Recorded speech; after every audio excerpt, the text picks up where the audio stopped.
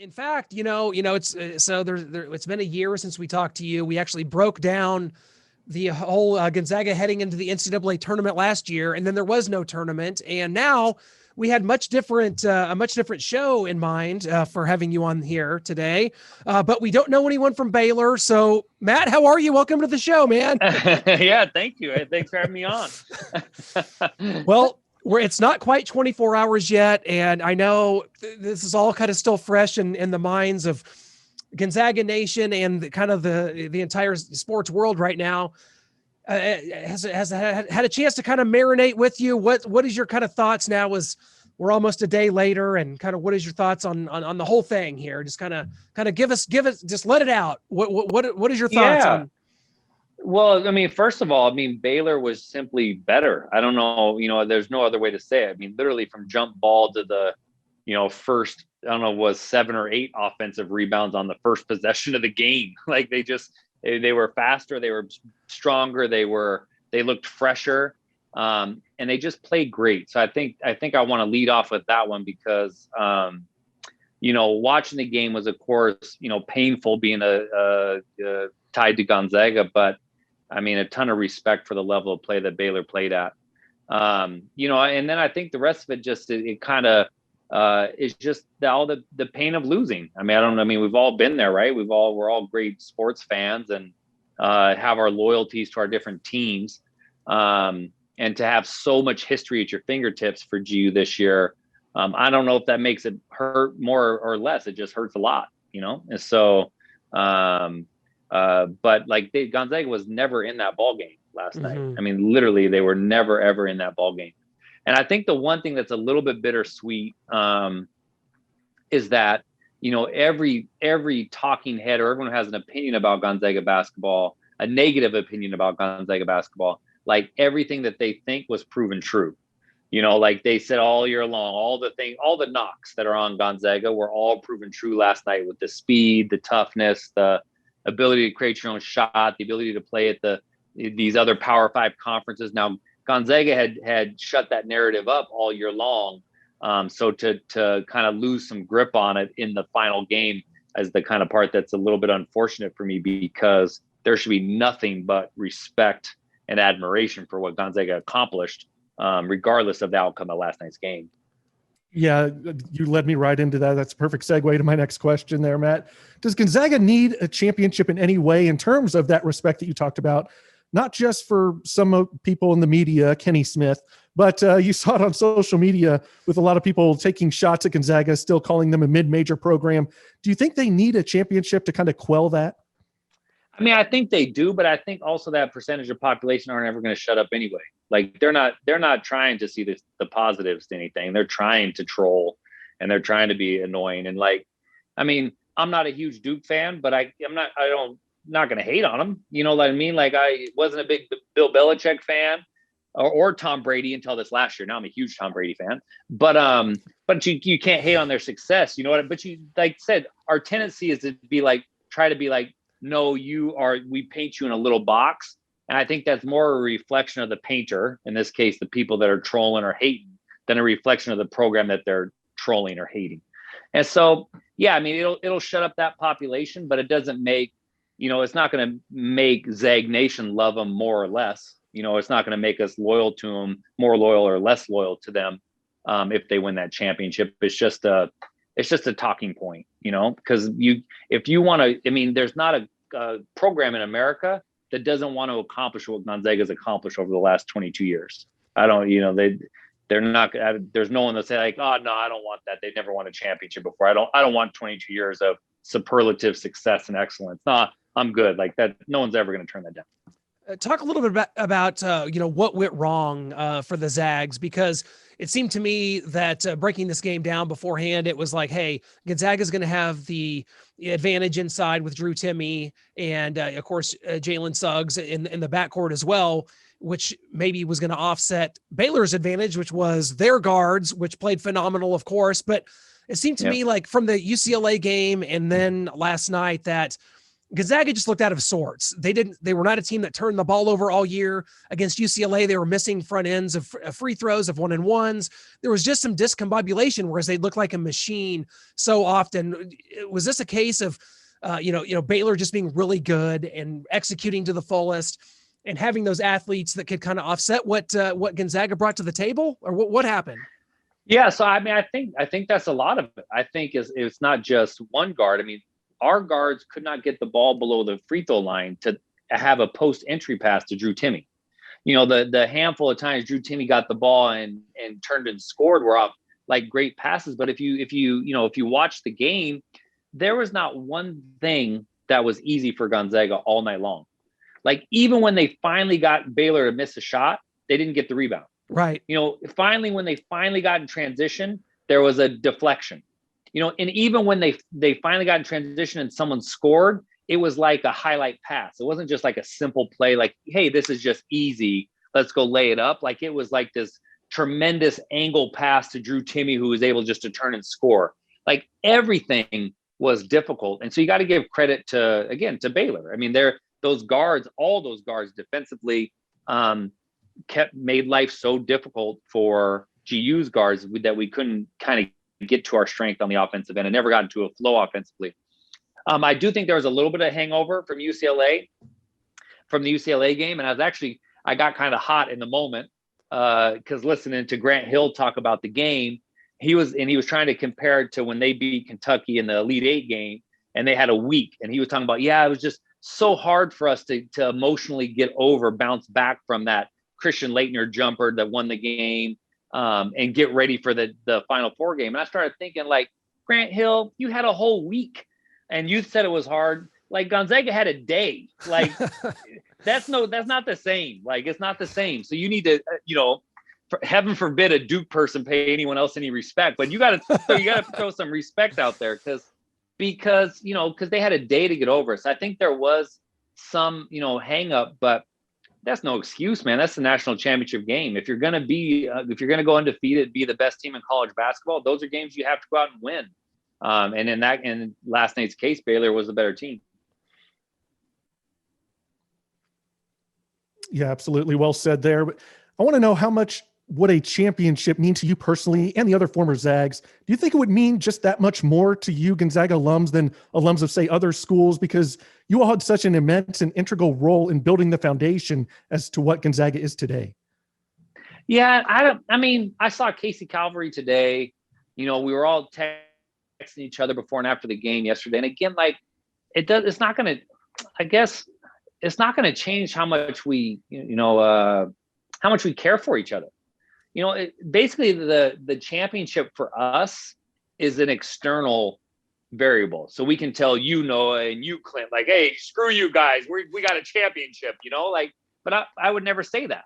And so it doesn't change what I think has been built, because the nice thing about having our fingerprints on this beautiful thing is that we've been there for every step of the journey. So it's the journey that's the value, right? Not the result, because this journey's been going on long enough and it's been building and building and building long enough that there's tremendous, pride in that. So I don't think it's a matter of if Gonzaga wins a championship. I think they will win a national championship. I don't think that changes anything in our eyes as far as the people that are on the inside, the ones that are so close to the program. And believe so much in the program. I think it's more for that external audience that, again, like we talked about, the external audience that doesn't want to give credit to what this amazing run has been over the last 2 decades. Well, speaking of that, I happened to be in Vegas when Suggs' shot went down against UCLA. And as we look at things today, of course, this is how the world works. The next day after a championship game, and we look at, next year, the betting odds are out. Gonzaga is the favorites going into next year right now. And so with that said, kind of looking at what this roster might look like, we've seen Mark Few, Matt, do this just time and time again, losing stars, losing players, and maybe better than anyone in college basketball over the last 20 years. He has just continuously rebuilt this roster. We know 5-star guard Hunter Salas is coming in next year. We know the recruiting class is top notch again. We're not sure what'll happen with Drew Timme, some of the other players.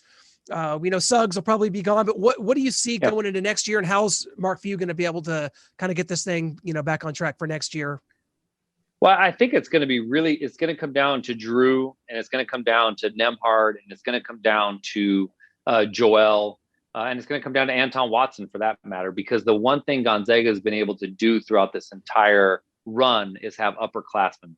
They've been able to have upperclassmen that develop over years, Corey Kispert being the example from this year, that really maintain that culture, teach what those characteristics of being a Zag is all about. And so I think it's going to be interesting to see. Yes, they're reloading with talent, but what's the impact to the culture? And we've said it enough times. You're never going to replace David Pendergraph. You're never going to be able to replace Mike Hart or Kevin Pangos or Domantas Sabonis, or in this case, Corey Kispert. And so that remains to be seen. But it's always been the mantle's always been picked up by that another upperclassman that's been around and developed. So it'll be interesting to see what the makeup of the roster is. But if you get some of those upperclassmen back to Drew Timmies or Joel or Nemhard and Anton, then I feel like you're going to be right back in the conversation, because you're going to have the senior leader, the upperclassmen leadership and knowledge and wisdom with this young recruiting class and talent, and then the coaching staff with all their consistency to be able to really build them into a team. And so we'll just have to see. I don't know what the future holds, the immediate future holds for some of those guys as it pertains to next year. Well, the rumor mill is hot. It's buzzing. It sounds like, from what we're hearing, the number one overall player in the nation, Chet Holmgren, is going to commit to Gonzaga next week. That's the word on the street there. But what do you think is the impact, if he does commit, to Walker Kessler, the transfer from UNC center? Do you think that with Gonzaga on his short list, do you think he could team up with Chet Holmgren, or is he wanting to go somewhere and be his own center, the own guy in the paint? I don't know, because I would think that they could work together. I think, Drew Timmy then becomes the X factor on his decision then, right? Because that's a lot of firepower and three big guys. And maybe that helps Drew kind of extend his game. Chet certainly has guard skills. But then you have to look at style of play. Like, do you want to be the man inside and average 55 points a game? Or do you want to be on a team that is going to average 95 points a game again and play a great style of basketball on both ends, hard-nosed defense, but great style offense? And that's what Gonzaga's known for. So that's athlete to athlete. I mean, someone six will answer it one way, the other six will answer it the exact opposite. But I think they can exist. I don't know what Chet is waiting for. We've been hearing about him committing to Gonzaga now next week for the last 6 months. Just commit already. You're driving us crazy. But you hope that it does, and it just goes to show the marketability or the attraction to Gonzaga basketball, and that light's not, it's not fading at all. And so I think Jalen has shown, Suggs has shown what a one and done can do, and how much he got to enjoy the college basketball experience and enjoy Spokane and Gonzaga and Hooptown, USA. And I think that's a great example and a great, gateway for these other athletes to look at Gonzaga in this way. So we hope he commits. And if you have to have, 3 All-American centers playing on the same team, I think just something we'll have to figure out. I think it'd be fun to figure that one out. Well, I'll tell you this, Matt. I think the college basketball landscape is changing, and I think it's changing before our very eyes. And I think these FBI investigations and some of this stuff has really caught up. We've seen Roy Williams step away. I think, someone like Jim Boeheim, we're not sure what's going to kind of come of them.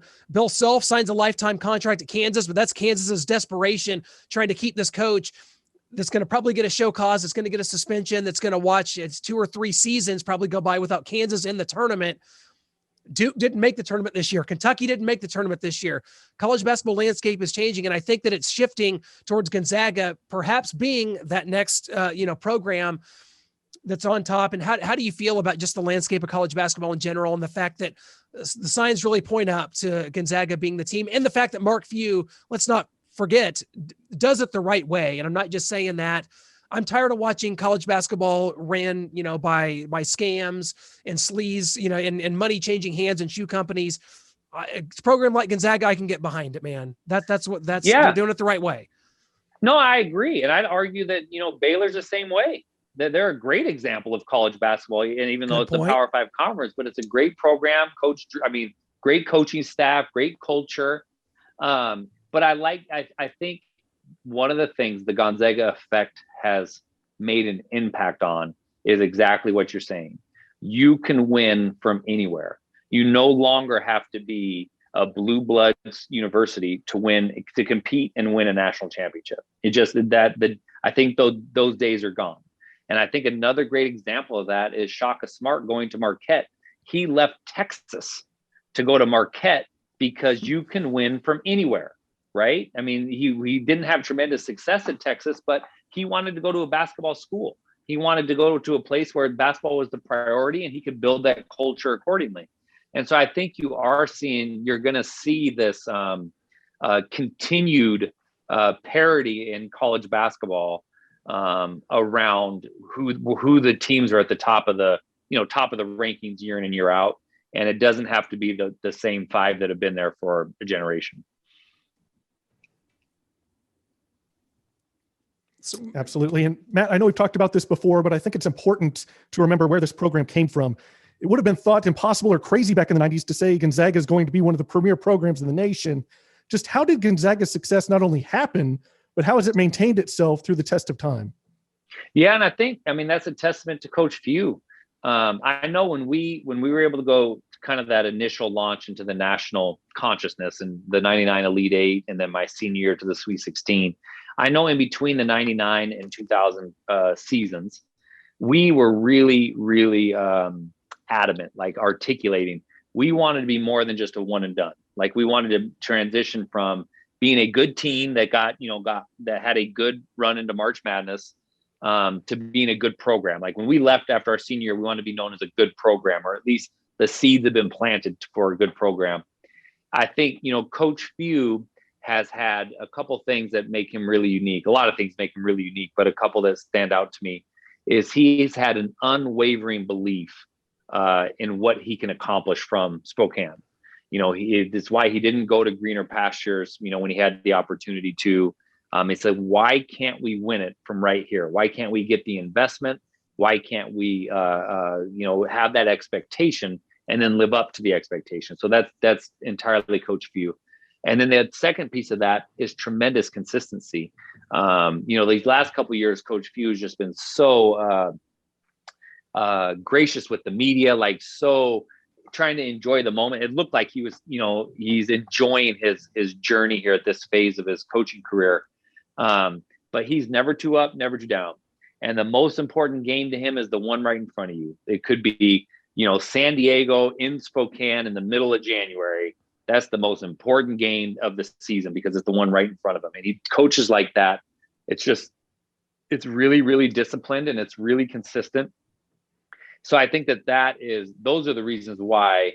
And then the administration around him, the athletic department and the university, being able to cultivate those relationships and make those connections with people that are willing to give in big numbers to the universities, to invest in facilities, to invest in travel, to invest in all those things so when you come to visit Gonzaga, schools can't recruit against you. Oh, you don't want to go there. Like they still travel commercial. Well, no, they don't. Oh, you don't want to go there. They don't have a practice facility. Yes, they do.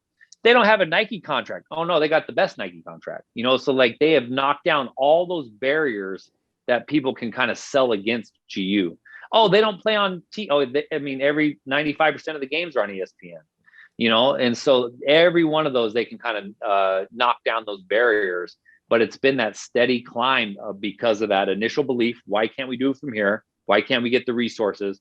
And then that wonderful consistency of this game is the most important one because it's the one in front of us and we got to go win it. And those two things have created all this other, all the other bright lights and bells and whistles.